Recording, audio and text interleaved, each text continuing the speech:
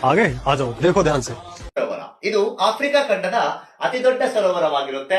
Africa ಖಂಡದ ಅತಿ ದೊಡ್ಡ ಸರೋವರ ಎಂದು ಕರೆಸಿಕೊಳ್ಳುವ ವಿಕ್ಟೋರಿಯಾ ಎನ್ನುವಂತ ಸರೋವರ ಆಫ್ರಿಕಾದ ಮಧ್ಯಭಾಗದ ಪೂರ್ವದಲ್ಲಿರುವ ಈ ಸರೋವರವು ಒಟ್ಟು 3 ರಾಷ್ಟ್ರದ ಗಡಿಯನ್ನು ಹಂಚಿಕೊಂಡಿದೆ.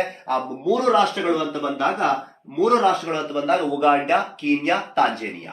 ಉಗಾಂಡ, ಕೀನ್ಯಾ, ತಾಂಜೇನಿಯಾ ಎನ್ನುವಂತ 3 ರಾಷ್ಟ್ರದ ಗಡಿ ಹಂಚಿಕೊಂಡಿರುವ ಈ ಸರೋವರದ ಮೇಲೆ ನಿಮಗೆ ಗೊತ್ತಿರಲಿ 0 ಡಿಗ್ರಿ ಸಮಭಾಜಕ ವೃತ್ತ ಹಾದು ಹೋಗುತ್ತೆ.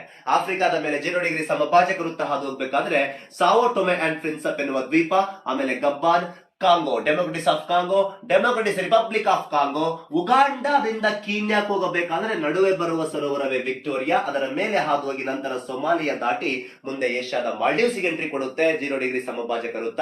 ಇದು ಆಫ್ರಿಕಾದ ಅತಿ ದೊಡ್ಡ ಸರೋವರ.